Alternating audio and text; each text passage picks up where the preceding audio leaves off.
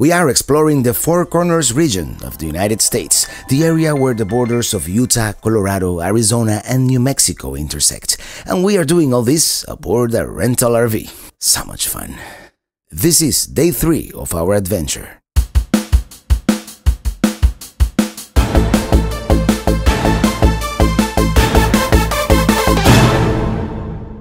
Good morning. Nothing like a shot of Cuban coffee to start your day. Yep, I'm awake now. Today we are visiting Mesa Verde National Park, near Cortez, Colorado. This area was home to the Ancestral Pueblo People for about 700 years, and then in the late 1200s, for reasons that are not entirely clear, they all moved away. The brand new Visitors Center opened in 2012, and it has all these displays depicting how archaeologists think the Ancestral Pueblo People lived daily life, the tools they used, how they made their pottery, and how they built their different types of dwellings. Let's go into the park. Oh, by the way, one very important thing to keep in mind is that in order to visit the main sites, such as the Cliff Palace, the Balcony House, the Longhouse, you must purchase the tickets beforehand at the Visitor Center. It would really suck to drive all the way into the park and not be able to see at least one of these sites. We have a pretty long uphill drive here to the mesa's top at 8,500 feet.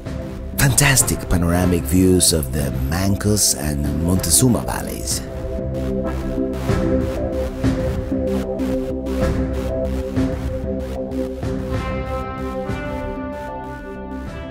We stop here briefly at the Montezuma Valley Overlook. Very nice views of the valley, and it's also where the old Knife Edge Road used to go through. Sometimes I leave the camera on inadvertently and get these nice time lapses. Further along, we have a fortuitous encounter with a baby black bear, and leave it up to me to show up with a big RV and scare him away. Sorry to spoil the show, folks. And another great view of the valley. The camera just doesn't do it justice. And another pretty time-lapse. You gotta love the clouds. We reached the top of the mesa and stopped by a primitive pit house, one of the many in the area. Because of their partial underground construction with a roof, they were warm in the winter and cool in the summer, and typically had a small antechamber and a larger main chamber. Our next stop is the Navajo Canyon Overlook, where we get this pretty good view of the canyon.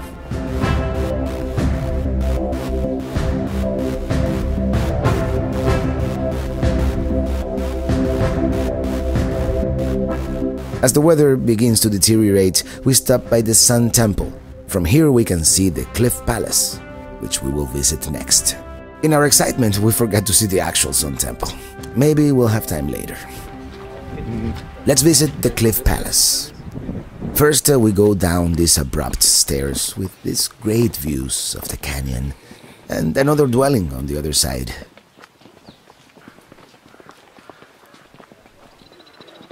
Here we are waiting for the guide. We go up this ladder right next to the structure.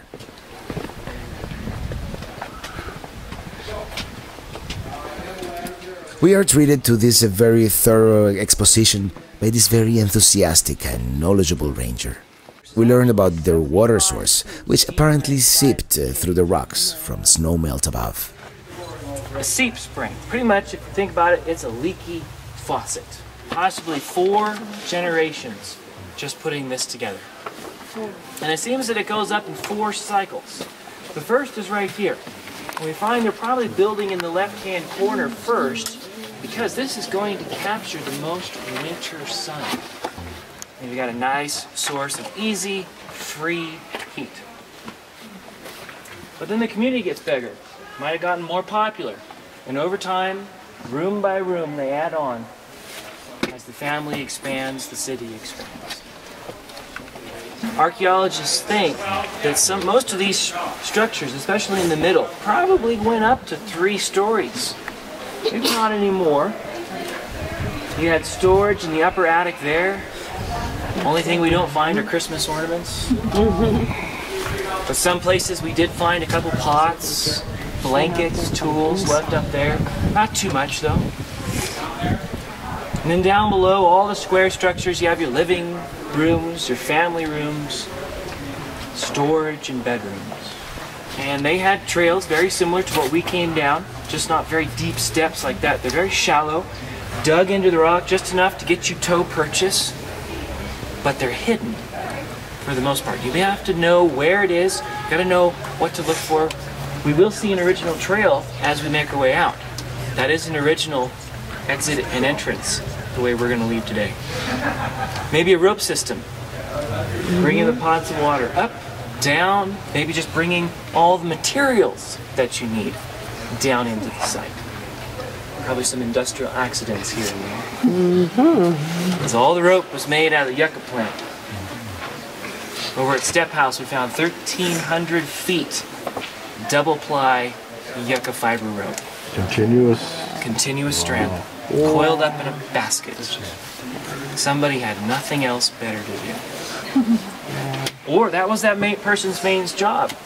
We don't know too much about society when we're looking at these structures. All we find are pots and utility tools. That's it. No writing, very little pictographs or petroglyphs. Just a ghost town sitting inside the cliff.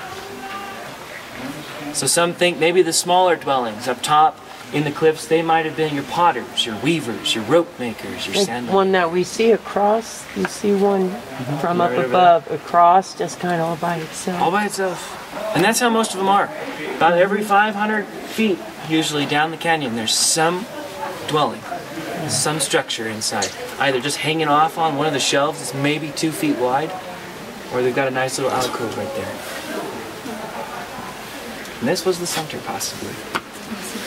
So when we think about putting this together, you want to take it apart block by block. And if you want, as we make our way down to the middle in just a minute here, I'm going to leave this here, pick this up, see what a small block feels like. And just imagine coming down the trail or roping this down 2, 3, 5 of these pieces, amassing the materials to put your home together. This was perhaps the aqueduct, fascinating the ingenuity of these ancient dwellers. What we find is that these people have to start relearning how to build inside the alcove. For a good 200 years at least, they're building stone pueblos up on top.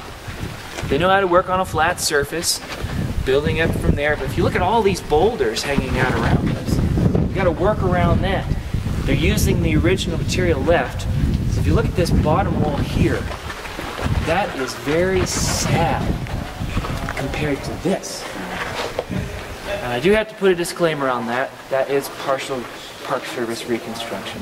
But it looks like from the original foundation that we found, they're using all those angular pieces, just getting it up in a hurry so they can start building it. And then the master masons show up. The walls are almost perfectly smooth, or they were at one time originally.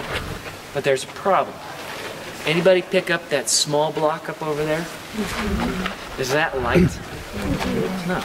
And this mortar is just a basic sand, clay, water mixture. You put that down, let it set up. If your block is too heavy, it might make that ooze out all over the place. So they figure out a tool. It's all these little tiny stones that either they're chipping away or they're the remnants of all these carvings. And they start pressing them into the mortar from both sides of the wall, forcing that mortar into the middle. Once the chinking stones reach the outside, they're flush with the wall, they then patch those gaps with more mortar to smooth it out and to finish. So you have stabilization with recycled material. And in some places with original walls, you can still see fingerprints where they pushed that mortar in and smoothed it out so many years ago. You get high enough, you need to add a roof, you need to add a floor. They made their roof supports with wood from juniper trees. But the one thing we ask, where are they finding straight juniper? Apparently, there are not enough straight juniper trees in this area to build the many rooms in this dwelling. Here we can see the other smaller dwelling on the other side of the canyon, and our only chance to see the cliff palace without any tourists in it. A little further along, we learn about these rooms called the Kivas. The ingenuity involved in their construction is amazing. Kiva means literally underground in the Hopi language. And they start building the roof halfway inside this room. Hexagonal ring after hexagonal ring, each one getting smaller and smaller as it made its way higher and higher. Eventually, once it got about right where I'm standing here, there would be a square hole directly in the center of the roof. All three of these kivas that we just walked by, this was one large open courtyard. And what we know for this size kiva here in the park, especially in the cliff dwellings, this is a family room. This is where they're probably sleeping in the winter. It's going to be the warmest place. We find anchor points in the floor where they're doing weaving, and they're tying their looms off to the ceiling. Probably the classroom for the children while the parents are up farming. Grandparents might take these little ones in, tell them the stories, the histories. And at certain times of the year, it's also going to be a ceremonial site as well. This is a prayer room where they contact their ancestors to bring the rain, which almost hit us today, to call for healing, to keep the family alive. This was the center of the family. Each one represents at least one family group. But when we think about the functionality of this room, you've got a fire pit in the middle. You've got a chimney. You need one more thing. You need a lot of air going into that room to keep the fire alive and to push the smoke up and out. So what we find is that the vent shaft starts just beyond that little wall there on the planking, goes straight down to that little door. That's the fresh air intake, pulling that air in. So they realized you get too much of a draft, you're going to blow your fire out, you're going to blow ash all over the inside of the room. So they build that wall to deflect the air around the fire, push the smoke up and out, and reflect the heat back into the room. And just that little simple unit right there is ancient technology for these people. The pit houses of the 400s are built almost identically, just not as deep. And the round tower, right in the middle. The round tower, besides being an observation tower to spy on the neighbors across, was apparently also their observatory. The window would frame solstices and equinoxes, and so they knew when to plant and harvest. It was their clock tower, if you will. It is incredible to think that we had no idea this civilization existed until 1888, when these ruins were discovered by ranchers. That was one great tour, wasn't it? Let me tell you, I have nothing but praise for the National Park Service. I have not met one person who wasn't pleasant, helpful, or extremely passionate about their job. Before traveling further west, we stopped one last time by the Fire Lookout, the highest point in the park, at 8,572 feet above sea level. From the park point overlook, we get to see these spectacular panoramic views of the Montezuma Valley. We can even see the town of Cortez in the distance.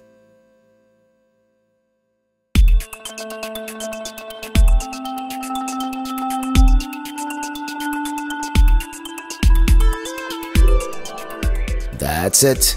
We are leaving the park for good, with beautiful views as we descend from the mesa.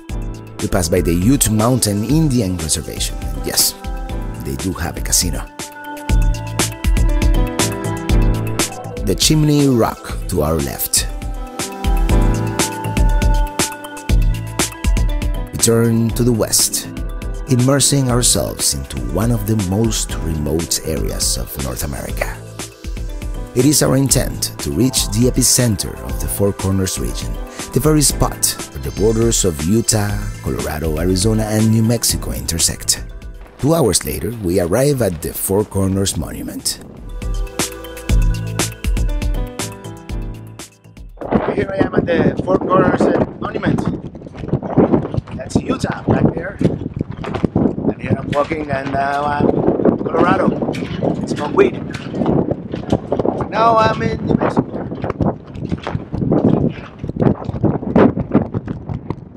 And now I am in Arizona. 1 hour earlier. Later. Recent surveys have determined that the monument is actually 1,807 feet east of the actual Four Corners point. Still, pretty accurate considering the instruments available at the turn of the 20th century, when they originally surveyed the area. I do have one complaint. The grounds are not very well maintained. You would think that with the $15 the Navajo people charge you to visit the monument, and the revenue from all the souvenir sales, they could afford a paved parking lot. Just saying. Onward we go.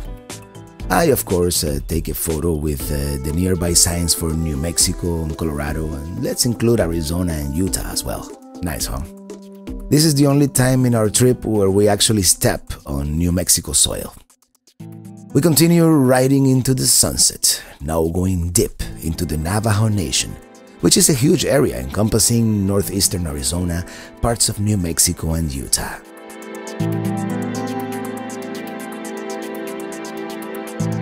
After a little over an hour or so, we start seeing the formations of the Valley of the Gods in the horizon. Let me tell you, I would love to do some exploring around this area. The Valley of the Gods is like a smaller version of Monument Valley, if you will, where we're going tomorrow, by the way. But, unlike Monument Valley, is not part of the Navajo Nation. It belongs to the Bureau of Land Management, which means you can camp in the area and have more freedom to roam around. As the night falls, we arrive at Goosenecks National Park, where we will boondock for the night. I picked this location mainly because it is very close to the Valley of the Gods, Mexican Hat, and Monument Valley, which we can actually see in the distance. We have this beautiful view overlooking a deep meander of the San Juan River. But another reason why I picked this location is because of the lack of light pollution. Tonight, after the moon sets, I look forward to seeing the Milky Way for the first time in my life.